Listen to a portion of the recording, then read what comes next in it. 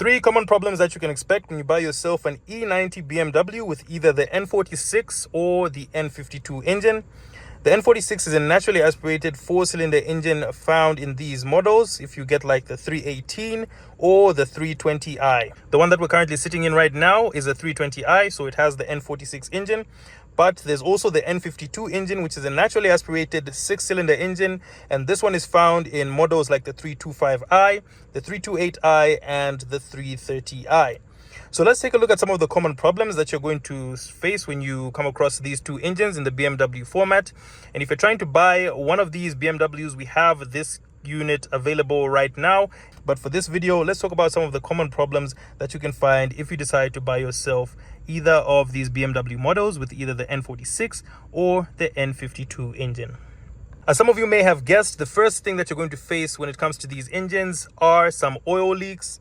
And when it comes to the oil leaks, they're basically caused by the gaskets and seals on these engines that are known to degrade over time and end up leaking. And this is primarily due to the high engine temperatures that these cars come with. They're normally at operating temperature of about 90 degrees to 100 degrees. So if you have these rubber seals sitting there for a very long time, they end up degrading because of those hot conditions. And with age, they start to become brittle and crack, and you get different engine oil leaks. So let's talk about the three oil leaks that you need to look out for. The first one is going to be the valve cover gasket. The second one is going to be the oil filter housing. And the third one is going to be the oil pan gasket that can also start leaking. So the most dangerous one that you should look out for, especially with the N52 engine, is the oil filter housing starting to leak. So let me show you guys real quick where the oil filter housing sits on this N46 engine. It's right here, and like I said, for the N46 it generally doesn't cause a problem, you know, where it leaks directly onto the belt and then goes and causes that complete destruction of your engine. So because of the design of this one, it's not really a common issue like that. But when it comes to the N52, the housing and where the oil leaks down to the belt, it's kind of the housing is kind of right on top, and you know that section will end up leaking and cause that belt to get saturated with engine oil and, you know, end up being shredded and pulled into the engine's crankshaft seal. So that's something that you want to look out for when it comes to your N52 engine. This is a pretty easy fix. So all you have to do is go ahead and get a new, you know, gasket for your oil filter housing, and it's not something that requires any expert, you know, skills to be able to replace. If you just know how to use simple tools, untying the oil filter housing, putting in the new gasket, and then putting everything back together, then you can solve that problem pretty much by yourself. So the second leak that you're supposed to look out for is the valve cover gasket leak, or the tappet cover gasket as some people might call it. This leak happens right at the top of the engine on the valve cover, and basically it's easy to spot because you can see the engine is basically sweating oil, and you can see it all the way around because this gasket pretty much goes all the way around the top of your engine. So when you look at the tappet cover, which is this plastic piece right here, it's joined to the head of the engine, which is right here, the silver part, with these bolts, and the seal is right in between those two. So when it starts leaking, you're going to notice oil dripping, you know, along this silver part right here, which is the head of the engine. So it leaks all the way around. And if you look on this side, we've got the exhaust, and for all my guys who love pops and bangs, this exhaust can get very hot. So if you have an oil leak and you ignore it, that oil can leak onto the exhaust, and that can be a fire hazard in some cases. It will, you know, start to burn that oil to a point where it causes fire. So you don't want to ignore oil leaks when it comes to the tappet cover gasket or valve cover gasket. You want to sort out that oil leak before it drips onto a very hot exhaust and ends up, you know, putting your entire car on fire. Replacing the valve cover gasket can be slightly a bit more complicated and time consuming as compared to the oil filter housing, but all in all, it's also an easy fix for mechanics and shouldn't cause any other issues if it's just done right. So the third and final leak that you're going to be looking out for is the oil pan gasket leak.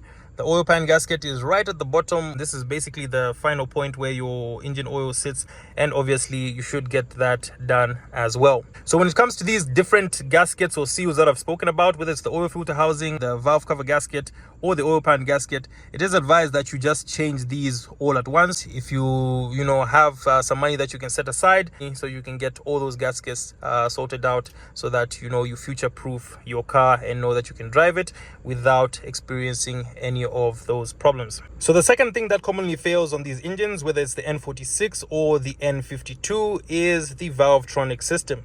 And what I have in my hands right here is called the Valvetronic motor, and it's basically just one component that makes a part of the Valvetronic system. So when it comes to Valvetronic, the basic understanding is it works kind of like Toyota's Valvematic system, and it's basically a system in BMWs that is used to control how much the valves open to let in air inside the engine. This eliminates the need for a throttle body, which is the normal way that cars would allow air into the engine.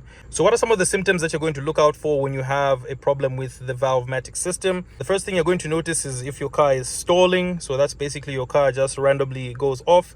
You're also going to get things like hesitation, rough idling, a general lack of performance. So the power that your car normally has is basically gone, and when you step on the accelerator, it feels sluggish.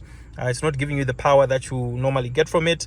And also, of course, you're going to get high fuel consumption if you have a problem with one of the components in your Valvetronic system. So what are the three things that fail when it comes to the Valvetronic system? The first one being what I have in my hand, and this is the Valvetronic motor. This motor is responsible for rotating, at this point here, and this connects to what is called the eccentric shaft. And once this motor rotates, it adjusts that eccentric shaft to be able to increase the lift or reduce the lift of your valves. This motor has a problem and starts to jam, then you're going to have a situation where your valves don't open enough, or they don't open at all, and that's where you're going to have a situation where your engine might just go off as you are driving. So the second thing that fails is the eccentric shaft that this thing turns. If you have a situation where the eccentric shaft is not being well lubricated, then it can end up binding and catching onto the bearings where it rides on. Then you have a problem where that eccentric shaft is not able to move, and it won't be able to adjust the lift of your valves. The third thing that goes wrong with the Valvetronic system is going to be the eccentric shaft position sensor.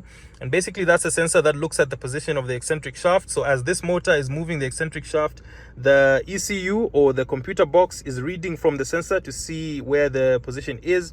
And once it gets the right position, then it can adjust for the fuel that it's supposed to supply, knowing just how much valve lift you're getting for the load on the engine. Is it a DIY job? It's not really that easy to do, especially for somebody who has not got a lot of mechanical experience. And some of these components, like the Valvetronic motor, once you put it in the car, you're going to have to do an adaptation or like a relearn of the system, so that everything is reading accurately. So it's not something that you just want to do at home. You need to know what you're doing so that you don't cause extra problems to your car. So just bring it into a mechanic, so that once they put the parts, they can do the relearn and make sure that everything is working properly on your Valvetronic system. So the third thing that fails when it comes to these engines is the Vanos solenoid. For those of you who don't know, Vanos is the VVTi of the BMW world. And basically this controls the camshaft timing or the valve timing of your engine. And this is just how long the valves open. Don't confuse this for the Valvetronic system. Valvetronic controls how much your valves open. So this is how wide your valves open. And the Vanos controls how long those valves stay open for. So when it comes to Vanos, the symptoms that you're going to look out for a Vanos solenoid failure is rough idle as well, kind of similar to the Valvetronic. You get rough idle. You also get a hard start situation. So you're trying to start the car and it's just cranking. That could be a Vanos solenoid failure. Then also you're going to get performance issues like high fuel consumption, and you're also going to get overall poor performance from the car. It's not giving you the power that you're used to. So what causes the Vanos solenoid to fail is also similar to what causes Valvetronic to fail. This has to do with the oil that you're using. If you're not using high quality oil and changing your engine oil consistently, then the very small passages that are inside this Vanos solenoid can get blocked. And basically the plunger that's inside that opens and closes to allow oil to flow through the camshaft gears, they're going to be blocked and basically cause that system not to work properly and adjust the timing of your valves. So when it comes to the Vanos solenoid, you're also going to get a check engine light, and you're going to get error codes when you plug it to the diagnosis machine that are going to be related to the Vanos solenoid. And the solution is also like the Valvetronic system. You just replace the solenoid. But when it comes to the Vanos solenoid, there's also the option of trying to clean it. If you try to clean it and it works, then you're all good.